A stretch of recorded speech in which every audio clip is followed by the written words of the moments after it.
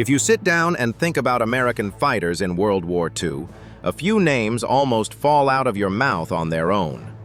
The P-47 Thunderbolt, big and tough as a brick silo. The P-38 Lightning, with those twin booms and that unmistakable profile. The F-4U Corsair, all bent wings and raw attitude. And of course, the P-51 Mustang, the poster child of the whole era. But there was another airplane in that sky, one that fought from North Africa to China, that wore Allied markings from half a dozen nations, and that rolled out of American factories in huge numbers. The Curtiss P-40 Warhawk was actually the third most produced American fighter of the entire war, trailing only the Thunderbolt and the Mustang. And yet, you don't hear its name quite as often. There's a reason for that. The P-40 was reliable, sturdy, and good enough in a lot of places, but it was rarely brilliant.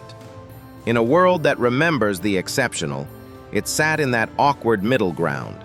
Not bad enough to be infamous, not good enough to be legendary. Curtiss-Wright knew that wouldn't be enough forever. They wanted a true successor, faster, sleeker, more heavily armed, a fighter that could stand shoulder to shoulder with anything in the sky. That search would lead to one of the strangest stories in American aviation, the Curtiss P-60.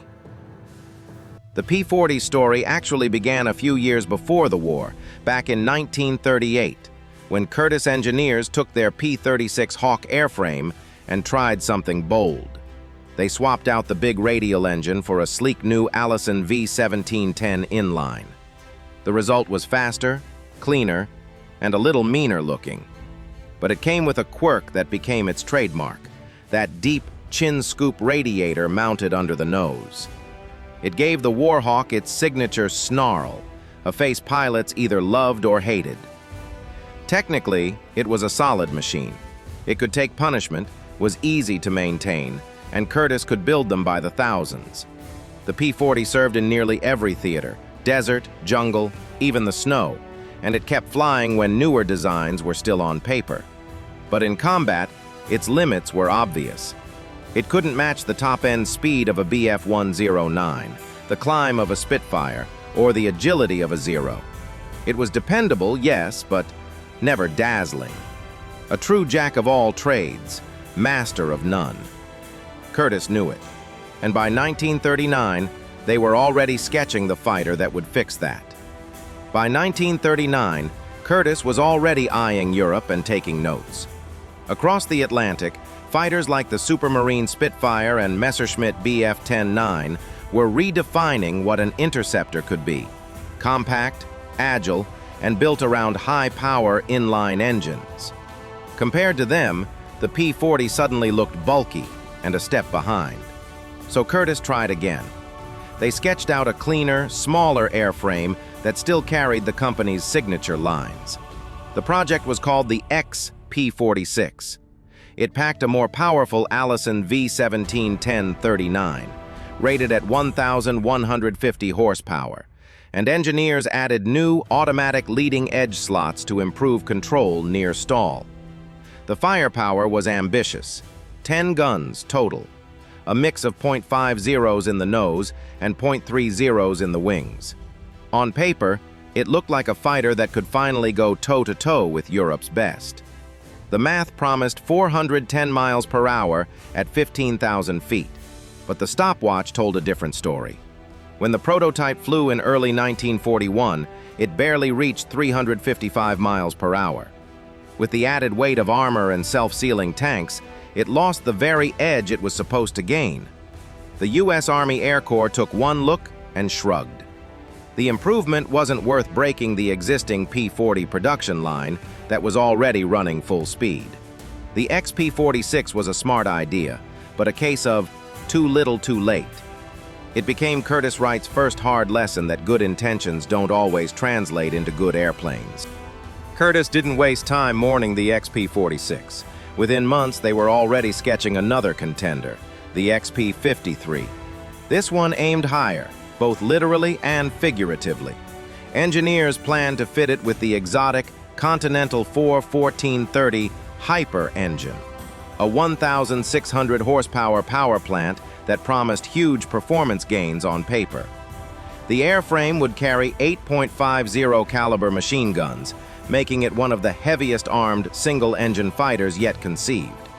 But almost from the start, the project was doomed. The Continental engine ran hot, caught fire easily, and never came close to its advertised power. The prototypes never even reached the flight line. Curtiss quietly shelved the design, repurposing the half-built frames for the next experiment, the P-60. It was a small decision that hinted at a bigger problem. A company losing direction, jumping from one idea to the next before finishing the last. With the P-53 quietly abandoned, Curtiss wasn't ready to give up the chase. The U.S. Army Air Forces came back with a new set of demands, a next-generation fighter featuring a laminar flow wing, the same aerodynamic breakthrough that would later make the Mustang famous, and powered by the superb Rolls-Royce Merlin engine. Curtiss saw this as a second chance. They reworked the old P-53 airframe into something larger, smoother, and far more refined. The new aircraft was christened the P-60. On paper, it looked like a winner.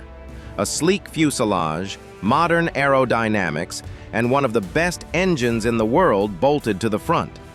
When it first flew in September 1941, the results were promising, but not spectacular. Around 380 miles per hour, stable and well-behaved, but short of the next leap forward the Army expected. Then came the blow that no engineer could fix. Merlin engines were in short supply. The P-51 and other critical aircraft were already at the front of the line, so Curtiss was told to refit the P-60 with an Allison V-1710, using a turbo supercharger. That version became the P-60A, and even before it flew, the Army showed faith, placing an order for 1,950 units on October 31, 1941. For a moment, Curtiss thought the comeback was real. But when they recalculated the P-60A's projected performance with the new engine, reality sank in. The Allison-powered version would be slower than expected, barely an upgrade over the existing Warhawk. The Army canceled the contract less than a month later. It was Curtiss's first major stumble in public view, a painful reminder that ambition alone couldn't keep up with America's rapidly evolving war machine. The confidence that once defined the company was starting to slip. By late 1942, Curtiss-Wright was running out of time and options. Their once glorious reputation as America's top fighter builder was fading fast. To stay afloat, they struck a deal to produce P-47 Thunderbolts under license for Republic. It kept their factories busy and their workers paid. But behind the scenes, they were still clinging to the dream of making the P-60 work. What followed was less a development program and more a storm of confusion. 3 major variants were launched. Simultaneously, the P-60A kept the Allison V-1710, now paired with a General Electric turbocharger that had a nasty habit of overheating and catching fire. The P-60B swapped in a different Wright-built turbo in hopes of solving that problem. And the P-60C went completely off the rails, designed around the mammoth Chrysler 142220 Hemi engine, a 2,500 horsepower monster so large and complex it barely fit inside the fuselage. When the Chrysler idea proved too heavy and unwieldy, Curtiss switched the C model yet again, this time to a Pratt & Whitney R2800 radial, the same reliable workhorse used in the Thunderbolt and Corsair. Each redesign meant new weight balances, new wiring, new cowlings, and new headaches. Drawings changed faster than engineers could print them. Every fix seemed to create 2 new problems. By now, Curtiss wasn't leading innovation. They were chasing it, desperately throwing engines, turbos, and theories at the wall to see what might finally stick. What had once been a proud design bureau had turned into a workshop for panic-driven experimentation. By the time the new year rolled around, Curtiss had 3 different P-60s in the shop, each one promising to finally get it right. None of them did. The XP-60A was first to fly, but it didn't go far. During taxi tests, its turbocharged Allison engine overheated, caught fire, and scorched the airframe. Engineers removed the troublesome turbo altogether, patched it up, and sent it aloft. Without the turbo, it managed an estimated 420 miles per hour, respectable, but hardly revolutionary. The Army didn't bother hiding its disappointment. Then came the XP-60C, now fitted with the Pratt & Whitney R2800 and an experimental contra-rotating propeller. On January 27, 1943, it actually performed decently, topping out near 440 miles per hour at altitude. But the gain came at a cost. Weight had ballooned, the armament was cut from 8 guns to 4, and the range was mediocre. It was faster, sure, but weaker and less useful. The final hope, the XP-60E, used a single-prop R2800 setup to simplify maintenance. On its first flight in May 1943, the engine abruptly quit mid-air. The test pilot crash-landed it in a field, shaken but alive. After that, chaos reigned. Wings and parts were swapped between airframes. Components from the burned A model ended up on the E. Propellers moved from one to another like spare car tires. No two airplanes were truly alike. The P-60 project had become a blur of revisions, repairs, and redrafts, a living symbol of a company that had lost control of its own creation. After years of frustration, the Army finally ran out of patience. The original order for 500 production P-60s was slashed down to just 2 YP-60E prototypes, the last flicker of faith in a project that had burned through nearly everything else. Those 2 aircraft took to the air in mid-1944, performing about as expected. Not terrible, but nowhere near what the new generation of Mustangs and Thunderbolts could already do. The verdict was final. The P-60 program was dead on arrival. One airframe somehow survived the scrap heap and resurfaced a few years later at the 1947 Cleveland National Air Races, where it promptly crashed during qualifying. It was a fitting, if tragic, closing act. By then, Curtiss Wright's glory days were long gone.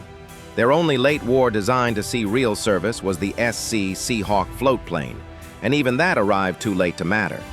By 1948-49, the company sold off its aircraft assets to North American Aviation, retreating from the industry it once helped define.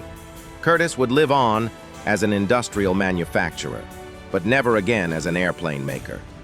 In the end, the Curtiss P-60 wasn't just another canceled airplane. It was a mirror held up to an industry in overdrive. It came from a moment in history when ambition outran organization, when engineers chased innovation faster than their factories or their budgets could follow. The P-60 wasn't born from ignorance or laziness. It was born from desperation to stay relevant in a world moving too fast. Curtiss didn't fail because they lacked talent.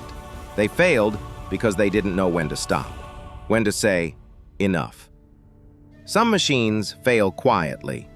Others fail loudly enough to teach the whole industry a lesson. Ever heard of the P-60 before today? Maybe there's a reason you hadn't.